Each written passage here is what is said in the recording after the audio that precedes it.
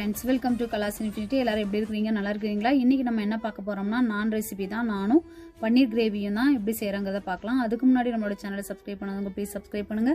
பக்கத்துல இருக்க bell ஐகானையும் click பண்ணிக்கோங்க. வாங்க இப்போ நம்ம வீடியோக்குள்ள போயிடலாம். ஃபர்ஸ்ட் நான் செய்யறதுக்கு ஒரு பவுல் எடுத்துட்டு 2 கப் மைதா எடுத்துட்டு 1 டீஸ்பூன் வந்து பேக்கிங் பவுடர் வந்து 1/2 டீஸ்பூன் வந்து பேக்கிங் சோடா எடுத்துக்கணும். தேவையான அளவு உப்பு எடுத்துக்கணும். எடுத்துட்டு அதுக்கு 1 ஸ்பூன் வந்து சக்கரை பவுடர் எடுத்துருக்கிறேன். சக்கரை வந்து வீட்டில் நம்ம மிக்ஸி ஜாரில் போட்டுட்டு எடுத்துக்கலாம். எடுத்துட்டு 1 ஸ்பூன் எடுத்து அதையும் போட்டுக்கலாம். போட்டுட்டு இப்போ தேவையான அளவு வந்து கொஞ்சம் ஒரு 2 ஸ்பூன் வந்து ஆயில் விட்டுக்கிறேன். எந்த ஆயில்னாலும் கிடையாது, ரீஃபைண்ட் ஆயில் தான் விடணும்.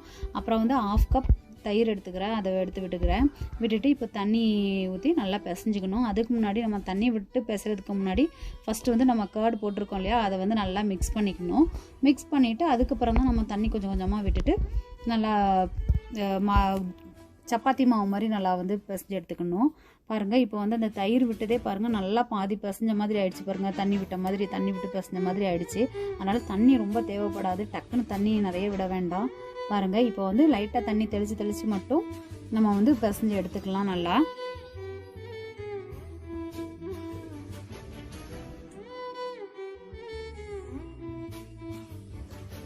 இப்போ பாருங்கள் நல்லா பிசைஞ்சாச்சு மாவு. இப்போ பாருங்கள் நல்லா ஒரு கையில் அந்த அளவுக்கு ரொம்பலாம் ஒட்டலை, கரெக்டாக தண்ணி ஊற்றி நல்லா பிசைஞ்சாச்சு. இப்போ வந்து நம்ம வந்து 2 ஸ்பூன் எண்ணெய் ஊற்றி கூட நல்லா பிசைஞ்சிக்கலாம். பிசைஞ்சிட்டு பார்த்தோம்னா நம்ம கையிலலாம் நல்லாவே ஒட்டலை. பாருங்கள் சூப்பராக ஆயிடுச்சு. இப்போ வந்து இது 2 மணி நேரம் வந்து இந்த மாவு வந்து ஊறணும். அதுக்கு வந்து நான் ஃபஸ்ட்டு மேலே வந்து கொஞ்சம் ஆயில் விட்டுட்டு அதை ஸ்ப்ரெட் பண்ணி விட்டுட்டு நம்ம வந்து க்ளோஸ் பண்ணி வச்சிடலாம். இப்போ வந்து மாவு வந்து நம்ம வந்து ஈர துணி போட்டு கூட இப்படி நல்லா மூடி வச்சிடலாம். அந்த மாவு வந்து 2 மணி நேரம். அப்படி இல்லை அப்படின்னா வந்து நம்ம வந்து ஏதாவது நல்லா கேப் போட்டு கூட சும்மாவே மூடி வச்சிடலாம். ஒன்றும் காயாது, மாவு மட்டும் உள்ள மட்டும் காயாமல் இருக்கணும், அவ்வளோதான். கரெக்டாக 2 மணி நேரம் ஊறினா மட்டும் போதும்.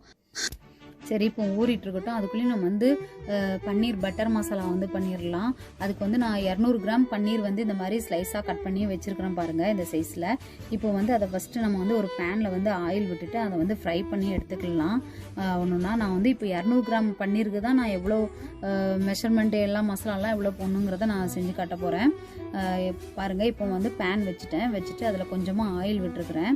ரீஃபைண்ட் ஆயில் தான் விட்டுருக்குறேன். விட்டுட்டு ஒவ்வொரு பீஸாக எடுத்து பன்னீரை வந்து அதில் வந்து போட்டுடலாம். போட்டு ஃப்ரை பண்ணி நல்லா எடுத்துக்கலாம்.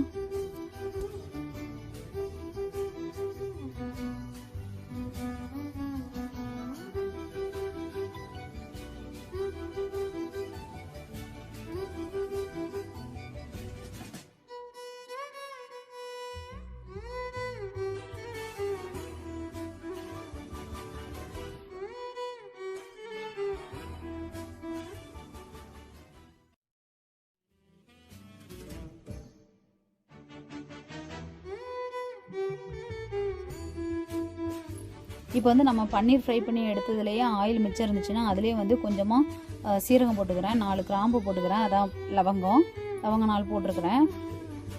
அப்புறமா வந்து 3 ஏலக்காய் போட்டிருக்கிறேன். அப்புறம் 6-7 காஷ்மீரி மிளகாய் சேர்த்துருக்குறேன்.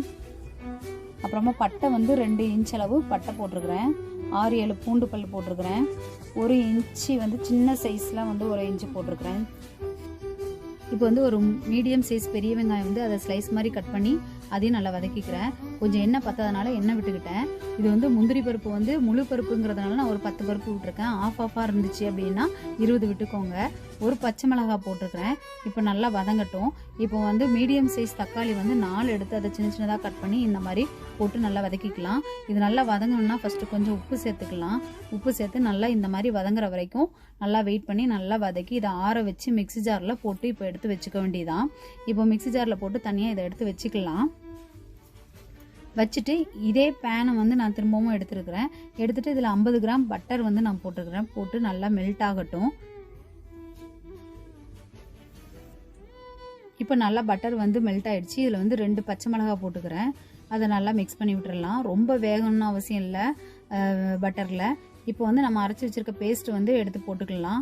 போட்டு நல்லா இந்த பட்டரில் வந்து நல்லா இந்த பேஸ்ட் வந்து நல்லா மிக்ஸ் ஆகணும். அது வரைக்கும் நல்லா நம்ம மிக்ஸ் பண்ணி விட்டுக்கலாம் ஃபாஸ்ட்டாக.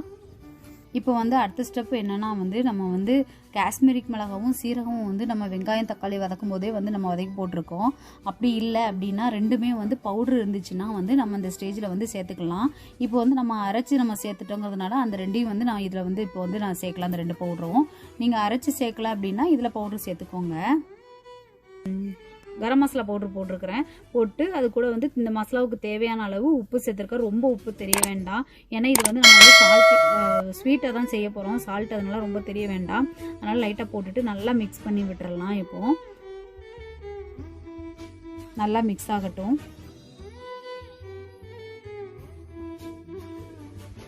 இப்போ 1 ஸ்பூன் வந்து நம்ம பவுட்ரு பண்ணி வச்சுருக்கோம்ல சர்க்கரை பவுட்ரு, அது வந்து 1 ஸ்பூன் எடுத்து நான் சேர்த்துருக்குறேன். ஏன்னா நம்ம ஸ்வீட்டாக தான் நம்ம பண்ண போகிறோம். வந்து பன்னீர் பட்டர் மசாலா வந்து நம்ம வந்து ஸ்வீட்டாக தான் பண்ணுறோம்.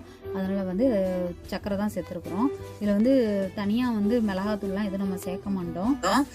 இப்போ நல்லா வந்து மிக்ஸ் பண்ணி விட்டுறலாம். மிக்ஸ் பண்ணி முடிச்சதுக்கப்புறமா கொஞ்சம் நல்லா பச்சை வாசனைலாம் போனதுக்கப்புறமா தண்ணி தேவையான அளவு விட்டுறலாம். இந்த பன்னீர் பட்டர் மசாலாவுக்கு தேவையான அளவு தண்ணி கண்டிப்பாக வந்து அது வந்து கொஞ்சம் கெட்டியமாக தான் இருக்கணும். ரொம்ப தண்ணி விட்டுறக்கூடாது. இந்த மாதிரி கெட்டியமாக இருக்கட்டும். இப்போ வந்து கொஞ்சம் நேரம் மூடி போட்டுடலாம். மூடி போட்டுட்டு நம்ம எடுத்தோம்னா இந்த மாதிரி நல்லா பட்டர்லாம் பிரிஞ்சு இந்த மாதிரி சூப்பராக வந்துட்டு இருக்குது பாருங்கள். இப்போ நல்லா இந்த ஸ்டேஜில் வந்து நம்ம பன்னீர் வந்து நம்ம ஃப்ரை பண்ணி வச்சுருக்கோம்ல அதை வந்து சேர்த்துக்கலாம். சேர்த்துட்டு அதையும் நல்லா மிக்ஸ் பண்ணி விட்டுறலாம்.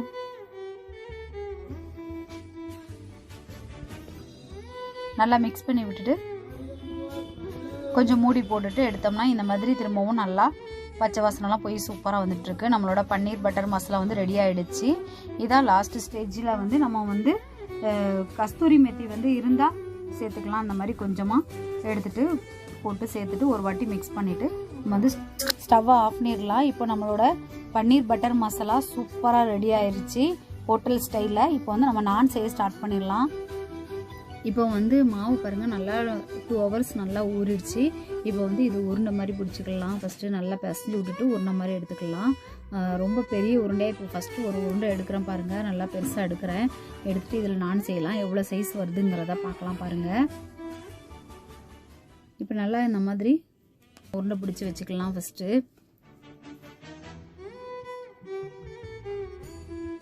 இந்த மாதிரி நல்லா பிடிச்சிட்டு வச்சு நம்ம தேய்க்க ஆரம்பித்தோம்னா வந்து நல்லா ரவுண்டாக வரும். அதனால் நல்லா உருண்டை பிடிச்சிக்கணும் கையில் வச்சுட்டு. கொஞ்சம் வந்து மைதா மாவும் நம்ம எடுத்து வச்சுக்கணும். ஒரு பவுலில் எடுத்து வச்சுட்டு இந்த மாதிரி ஸ்ப்ரெட் பண்ணி விட்டுட்டு இந்த மாதிரி நம்ம நல்லா தேய்க்கணும். தேய்க்கும் போது வந்து இந்த மாதிரி ஓவல் ஷேப்பில் தான் தேய்க்கணும். அப்போ தான் வந்து ரியல் நான் சாப்பிட்ட ஒரு ஃபீலிங் கிடைக்கும். இது வந்து ரவுண்டாகவும் நம்ம தேய்ச்சிக்கலாம், ஒன்றும் பிரச்சனை இல்லை. ஆனால் ஹோட்டல்லாம் பார்த்திங்கன்னா இந்த மாதிரி ஓவல் ஷேப்பில் தான் கொடுக்குறாங்க. நல்லா அழுத்தியே நல்லா தேய்ச்சிக்கலாம். ரொம்ப திக்னஸ் இருக்கணும்னு அவசியம் இல்லை. தின்னாவே இருந்தாலே போதும். நம்ம சப்பாத்திலேருந்து கொஞ்சம் மட்டும் திக்னஸ் இருந்தால் மட்டும் போதும். பாருங்கள் எவ்வளோ லென்த் வருது பாருங்கள். இது ஏன்னா நம்ம மைதா மாவுங்கிறதால நம்ம தேய்க்க நல்லா லென்த் வருது. அப்புறம் இருக்க சுருங்கிடுது. அதனால் இப்போ கூட பாருங்கள் அது கம்மியாகிட்டு இருந்துச்சு இது சைஸ் வந்து. இப்போ வந்து இந்த ஸ்டேஜில் வந்து நம்ம என்ன பண்ணிக்கணும் அப்படின்னா மேலே வந்து கொத்தமல்லி இலை வந்து லைட்டாக நான் தூவிக்கிறேன். கொத்தமல்லி இலை இல்லைன்னா எள்ளு, பிளாக் எள்ளு, இந்த மாதிரி எதுனாலுமே நம்ம வந்து ஃப்ளேவருக்கு போட்டுக்கலாம். போட்டுட்டு இப்படி ஒரு 2 வாட்டி இப்படி அழுத்தி விட்டுறலாம் நல்லா. இது வந்து என்ன கொத்தமல்லி இலைலாம் கொஞ்சம் விழுந்துச்சுது. ஏன்னு கேட்டால் நம்ம வந்து மைதா மாவு நிறைய வச்சுட்டு நம்ம வந்து நான் உருட்டிட்டு லாஸ்ட்டில் வந்து இது நான் போட்டதுனால வந்து ஒட்ட மாட்டேன்னு சொல்லிடுச்சு. அதனால் கீழே விழுந்துருச்சு. எல்லா கொத்தமல்லியுமே வந்து கொஞ்சம் கொஞ்சமாக வந்து கீழே விழுந்துருச்சு. இப்போ வந்து பேன் சூடாகிட்டு இருக்குது. சூடாகிட்டு இருக்கட்டும். நம்ம அதுக்குள்ளே என்ன பண்ணலாம்னா கொத்தமல்லியை வந்து கீழே போயிடுச்சு இல்லையா, நம்ம திருப்பி போட்டோம்ல. இப்போ மேல் பகுதியில் வந்து என்ன பண்ணணும் அப்படின்னா தண்ணி இந்த மாதிரி எடுத்துகிட்டு எல்லா பக்கம் நல்லா ஸ்ப்ரெட் பண்ணணும். ஸ்ப்ரெட் பண்ணிவிட்டு இந்த மேலே தண்ணி வச்சுருக்கிற பகுதி மட்டும்தான், அந்த பார்ட் மட்டும்தான் வந்து நம்ம தவாவில் கீழே வந்து ஒட்டியிருக்கணும். கொத்தமல்லி போட்டது வந்து மேலே இருக்கிறோம். இந்த மாதிரி நம்ம வந்து செஞ்சு போட்டுக்கணும். தவா வந்து நல்லா ஹீட்டில் இருக்கணும். நம்ம போட்டோன்னா வேணால் கொஞ்சம் மீடியம் ஃப்ளேமில் வச்சுக்கலாம். பபிள்ஸ் எலும்பி வருது பாருங்கள். அப்போது வந்து ஃபுல்லாகவே ஸ்லோவில் வச்சிடலாம். பாருங்கள் எவ்வளோ நல்லா பபிள்ஸ் வருது பாருங்கள். ரொம்ப திக்னஸும் இல்லை, ரொம்ப தின்னாகவும் இல்லை. சப்பாத்திலேருந்து ஒரு ஸ்டெப் கொஞ்சம் நல்லா திக்னஸ் வச்சுருக்கிறேன் நான் வந்து, அவ்வளோதான். இப்போ வந்து என்கிட்ட வந்து பேன் தாங்கிறதுனால வந்து அது கீழே வந்து ஒட்டாது. தண்ணி வைக்கிறதே வந்து நம்ம அது ஒட்டிக்கணுங்கிறது தான் அது வந்து. ஆனால் எனக்கு நான்ஸ்டிக் பேனுங்கிறதுனால அது வந்து ஒட்டலை. அதனால் இப்படி ஒரு கிரில் வச்சுட்டு வந்து நான் வந்து இந்த மாதிரி ஹீட் பண்ணிக்கிறேன். அது லைட்டாக மட்டும் அந்த பபிள்ஸ் வந்த இடம் மட்டும் பேன் ஆனோம், அவ்வளோதான். வேறு எதுவுமே இல்லை. கலர் மட்டும் சேஞ்ச் ஆனால் போதும் ஒட்டிக்கும் லைட்டாக, அதுக்கு தான். இதே வந்து நம்ம இரும்பில் வந்து நம்ம பேன் வச்சுருந்தோம், இரும்பில் வந்து தவா வச்சுருந்தோம் அப்படின்னா வந்து கண்டிப்பாக ஒட்டிக்கும். இது நான்ஸ்டிக் பேனில் ஒட்டாது. அதனால தான் நான் வந்து இந்த மாதிரி கிரில்ல வந்து செஞ்சு எடுத்துக்கிறேன். எடுத்துகிட்டு பாருங்கள், அதில் வந்து பட்டர் வந்து போடுறேன் பாருங்கள். சூப்பராக கலர் சேஞ்ச் ஆகுது பாருங்கள். பட்டர் போட்டோன்னே ஒரு ஷைனிங் வருது பாருங்கள். இது வந்து நல்லா பபிள்ஸ் எழும்பி வரும்போதே நல்லா சூப்பர் ஒரு ஸ்மெல்லு நல்லா சூப்பராக இருக்குது. இப்போ வந்து நம்மளோட நான் ரெடி ஆகிடுச்சு பாருங்கள் கலர்ஃபுல்லாக.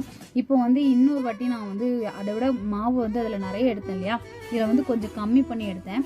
எடுத்துகிட்டு வந்து நான் சைடில் வந்து மாவெல்லாம் வந்து நிறைய எடுத்துக்கலாம். மைதா மாவு வந்து நிறைய தொட்டு தேய்க்காமல் இருக்கும்போதே நான் வந்து சும்மாவே அப்படியே தேய்ச்சிட்டு நான் கொத்தமல்லி எல்லாம் போட்டேன்னொன்னே நல்லாவே ஒட்டிக்கிச்சு. கொத்தமல்லி எல்லாம் ஒட்டிக்கிச்சு. பேக் சைடில் அந்த ப்ரஷ் இல்லாட்டா கூட இந்த மாதிரி வந்து நம்ம வந்து ஸ்பூனில் கூட தண்ணி வந்து இது மாதிரி எடுத்துகிட்டு ஸ்ப்ரெட் பண்ணிக்கலாம். பாருங்கள் சூப்பராக ரெடி ஆகிட்டு பாருங்கள். செகண்டும் இது வந்து சைஸ் வந்து சின்னதாக இருக்குது பாருங்கள். மாவு கொஞ்சம் எடுத்தால் சைஸ் சின்னதாக வருது, அவ்வளோதான்.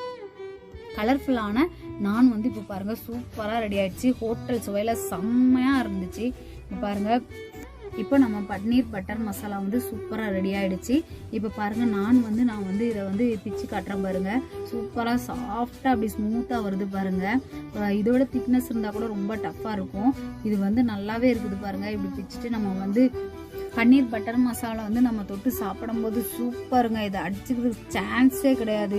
இதுக்கு போய் நம்ம ஹோட்டல் ரெஸ்டாரண்ட்லாம் போகணுன்னு அவசியமே இல்லை. வீட்டில் நீங்கள் ஒரு வாட்டி இந்த மாதிரி ட்ரை பண்ணி பாருங்கள், சூப்பராக இருக்கும். இந்த மாதிரி நான்ஸ்டிக் பேனோ ஏதாவது இருந்தாலுமே பரவாயில்ல, வீட்டிலே சூப்பராக செஞ்சிடலாங்க. நான் வந்து லைட்டாக வந்து ஸ்வீட்டில் டேஸ்ட்டில் தான் இருக்கும். அது மாதிரி பன்னீருமே நல்லா ஸ்வீட்டாகவே இருக்கும். உங்களுக்கு எவ்வளோ ஸ்வீட் வேணுமோ அந்த அளவுக்கு வந்து நான் வந்து 1 ஸ்பூன் வந்து சர்க்கரை சொல்லியிருக்கேன். நீங்கள் வந்து எவ்வளோ ஸ்வீட் வேணுமோ அவ்வளோ சேர்த்துக்கலாம், ஒன்றும் பிரச்சனை இல்லை. நீங்களும் வீட்டில் செஞ்சு பார்த்துட்டு எப்படி இருந்துச்சுன்னு எனக்கு உங்களோட கமெண்ட்டை சொல்லுங்கள். இப்போ வந்து நம்ம வீடியோ வந்து உங்களுக்கு ரொம்ப பிடிச்சிருந்துச்சுன்னா லைக் பண்ணுங்கள், ஷேர் பண்ணுங்கள், கமெண்ட் பண்ணுங்கள், மறக்காமல் சப்ஸ்கிரைப் பண்ணுங்கள், பக்கத்தில் இருக்க பெல் ஐக்கானையும் கிளிக் பண்ணிக்கோங்க. தேங்க்யூ ஃபார் வாட்சிங்.